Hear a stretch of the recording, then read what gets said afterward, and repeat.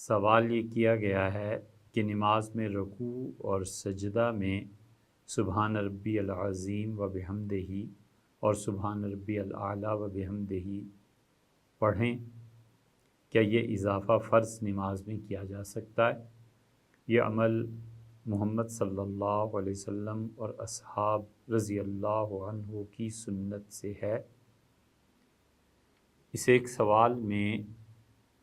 آپ نے کئی سوالات جمع فرما دیے ہیں۔ سب سے پہلی بات تو یہ ہے کہ نماز، رکوع اور سجدہ، ان دونوں مقامات پر سبحان ربی العظیم و بحمدہ اور سبحان ربی الاعلیٰ و بحمدہ پڑھنا چاہیے۔ نفل نماز میں تو کسی کا اختلاف ہے ہی نہیں۔ رہ گئی فرض نماز، تو فرض نماز میں اصلاً فقہا اس لیے بعض چیزوں سے منع کرتے ہیں کہ نمازیوں پہ جماعت گراں نہ گزرے۔ مثلا ایک آدمی کہتا ہے کہ ربنا ولک الحمد، ایک کہتا ہے اللہم ربنا ولک الحمد، یہ جملہ اس نے بڑھا دیا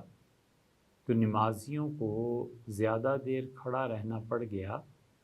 تو آہستہ آہستہ یہ ساری نماز میں اضافے ہو جائیں گے اور فرض نماز بڑھ جائے گی۔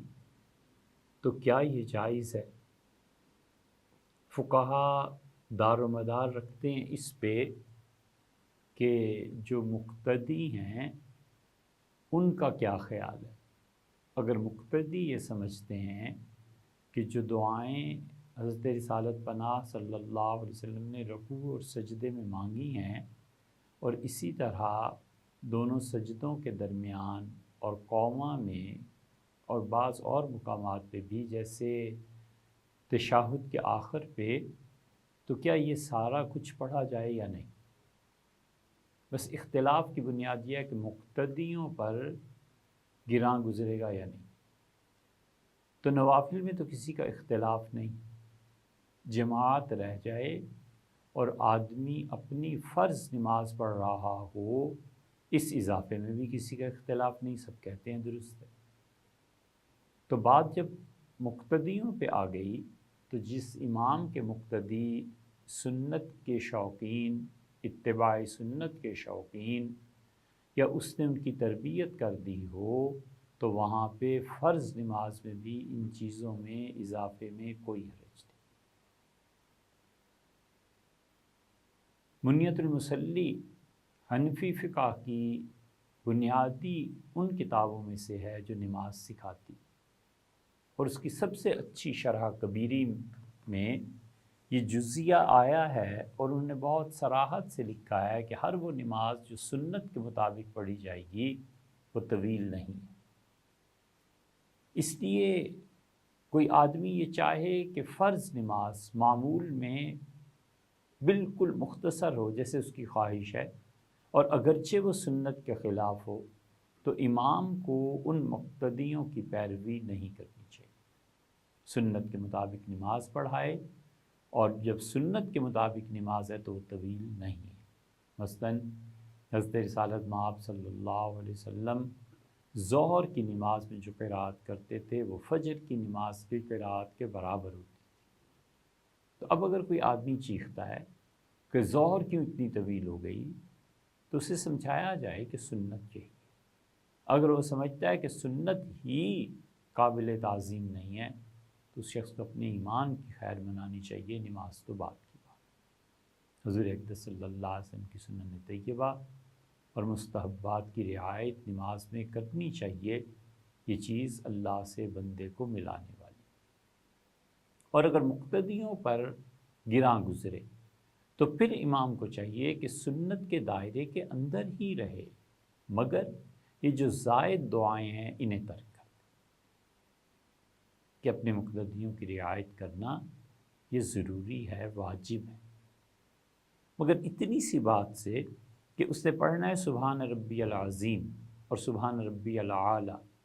اس پہ اس نے اگر اضافہ کیا کہ سبحان ربی العظیم و بحمدہ، سبحان ربی الاعلیٰ و بحمدہ، اس میں کون سا وقت لگتا ہے؟ اس میں کیا جلدی کی بات ہے؟ و بحمدہ، اس ایک چھوٹے سے، بہت ہی چھوٹے سے فکرے کا اضافہ کرنا ہے، اس میں کون سی ایسی بات ہے جو مقتدیوں پہ گراں گزرے گی یا گوارا کریں گے یا ناگوار گزرے گی؟ اس لیے فرض نمازوں میں بھی اسے پڑھنا چاہیے۔ رہ گئی بات آپ کی کہ کیا یہ اضافہ فرض نماز میں کیا جا سکتا ہے، تو ہم نے آپ سے عرض کیا کہ فرض نماز میں بھی کرنا چاہیے۔ یہ عمل حضرت رسالت مآب صلی اللہ علیہ وسلم اور صحابہ کرام رضی اللہ عنہ کی سنت سے ہے، تو سوچنا چاہیے سب سے پہلے تو یہ کہ کیا ہم آپ کو کوئی ایسا مسئلہ بتائیں گے جو اصل میں شریعت سے ثابت نہ ہو۔ اتنا اعتماد تو ہونا چاہیے کہ جو مسائل آپ کے سامنے رکھے جاتے ہیں اس کی اصل یا تو اللہ کی کتاب میں ملے گی، یا حضور اقدس صلی اللہ علیہ وسلم کی سنن میں ملے گی، یا پھر کتاب و سنت کی روشنی میں جو اجتہاد کیا جاتا ہے ائمہ کرام کا، اس اجتہاد میں ملے گی۔ اور شاذ و نادر کبھی یہ کہنا پڑ جائے کہ اس مسئلے میں رائے یہ ہے، تو اس کا مطلب یہ نہیں ہے کہ وہ رائے بے اصل ہے۔ اس کے پس پشت بھی کچھ نہ کچھ فقہا کھڑے ہیں، اور کچھ نہ کچھ حالات اور زمانے کے اعتبار سے جو تبدیلی ضروری قرار پاتی ہے، کچھ اس کی بھی رعایت۔ تو یہ ہرگز گمان نہیں کرنا چاہیے کہ کوئی ایسی بات آپ کو بتائی جائے جس میں دو چیزیں، ایک تو حوالہ، وہ عام طور پہ ہوا کرتا ہے، آپ حوالے کو چیک کر لیجئے، ممکن ہے سمجھنے میں ہم سے غلطی ہو گئی ہو تو ہمیں تنبہ ہو جائے گا، پتہ چل جائے گا، اللہ تعالیٰ آپ کو بھی جزائے خیر دے گا۔ اور دوسری چیز اعتماد، کہ جو کچھ بتایا جا رہا ہے، آپ کے سوالات کے جوابات دیے جا رہے ہیں، یہ سب کی سب چیزیں اصل شریعت سے ثابت ہیں۔ آپ نے جو فرمایا کہ سنت سے یہ ثابت ہے یا نہیں، تو دیکھیے حدیث کی یہ کتاب ہے ابو داؤد، یہ روایت اور جگہ پر بھی آئی ہے، لیکن یہاں پہ ابو داؤد سجستانی رحمۃ اللہ علیہ نے یہ جو باب باندھا ہے کہ رسول اللہ صلی اللہ علیہ وسلم رکوع اور سجدے میں کیا پڑھتے تھے، اس میں انہوں نے بالکل صاف اور واضح روایت نقل کی ہے، اور یہ روایت ہے حضرت عقبہ بن عامر رضی اللہ عنہ کی، اور وہ کہتے ہیں کہ فقان رسول اللہ صلی اللہ علیہ وسلم اذا رکع، اور حضور اقدس صلی اللہ علیہ وسلم کا معمول یہ تھا کہ جب وہ رکوع میں جاتے تھے، قال سبحان ربی العظیم وبحمدہ ثلاثا، تو 3 مرتبہ یہ کہتے تھے سبحان ربی العظیم وبحمدہ۔ وَإِذَا سَجَدَ، اور جب سجدہ کرنا ہوتا تھا تو سجدے میں یہ پڑھتے تھے کہ سبحان ربی العالی وبحمدہ، 3 مرتبہ یہ کہتے تھے۔ اسی طرح اس سے آئندہ کی اگر آپ روایت میں دیکھیں گے تو اس میں بھی یہ تصریح آئی ہے کہ رسول اللہ صلی اللہ علیہ وسلم رکوع اور سجدے میں مختلف دعائیں مانگتے تھے۔ حنفی فقہا نے اگرچہ اسے نوافل پر محمول کیا ہے، لیکن وبحمدہ کی اتنے ذرا سی بات کا اضافہ کسی طرح بھی نماز کو تطویل نہیں دیتا، نماز کو لمبا نہیں کرتا، اس لیے فرض میں بھی اسے منع نہیں کیا جا سکتا۔ پھر دیکھیے یہاں پر بھی اگلی روایت میں یہی وارد ہے کہ رسول اللہ صلی اللہ علیہ وسلم، اور کیا ہوتا تھا، حضرت عائشہ رضی اللہ عنہ کہتی ہیں کہ کان رسول اللہ صلی اللہ علیہ وسلم یکثر ان یقول فی رکوعہ و سجودہ، اور عام طور پر کثرت سے بہت مرتبہ ایسے ہوتا تھا کہ رسول اللہ صلی اللہ علیہ وسلم اپنے رکوع اور سجدے میں کہتے تھے سبحانک اللہم ربنا و بحمدک،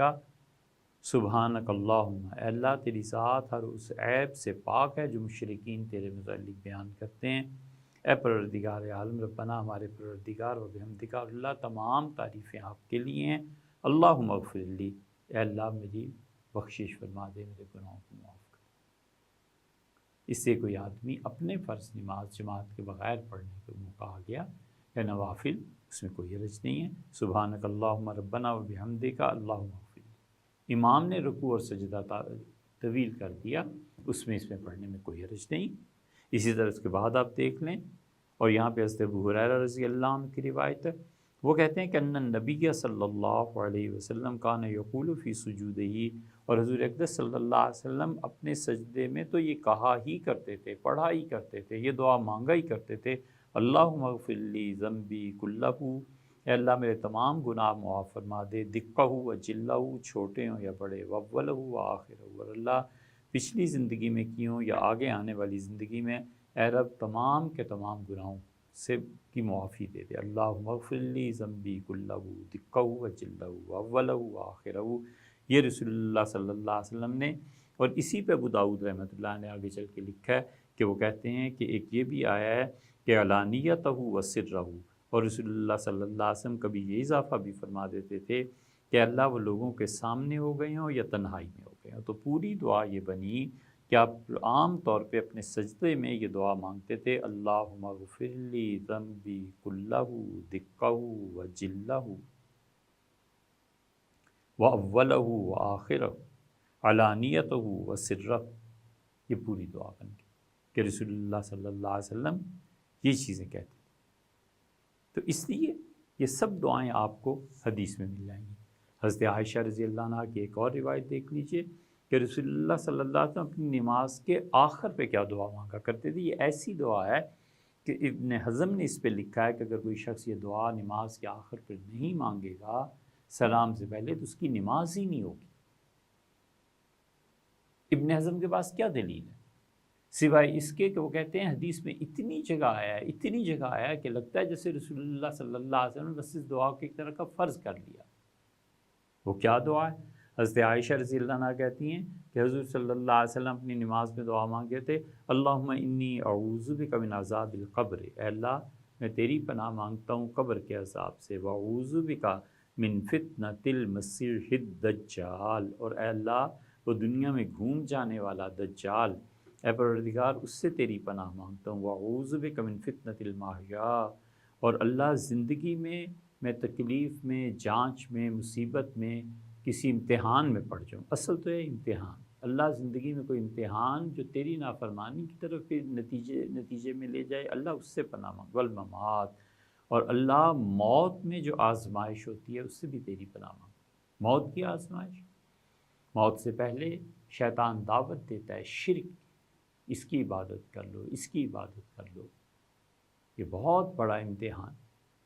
اللہم انی اعوذ بک من المأثم والمغرم، اور اے اللہ میں تیری پناہ مانگتا ہوں گناہ کی زندگی سے، والمغرم اور قرض کے بوجھ سے۔ یہ ہمیشہ مانگتے تھے، حتیٰ کہ ابن حزم سے فرض قرار دیتے ہیں۔ وہ الگ بحث ہے، یہ فرض نہیں ہے، ائمہ اربعہ میں کسی کے نزدیک بھی فرض نہیں، لیکن رسول اللہ صلی اللہ علیہ وسلم نماز میں یہ دعائیں مانگتے تھے۔ تو اس لیے آپ کو اگر دیکھنا ہو تو یہ امام ابو داؤد رحمۃ اللہ علیہ سجستانی، انہوں نے حدیث کی کتاب میں یہ جو چیزیں لکھی ہیں، یہ جو چیزیں انہوں نے کہی ہیں، اس کو دیکھ لینا چاہیے۔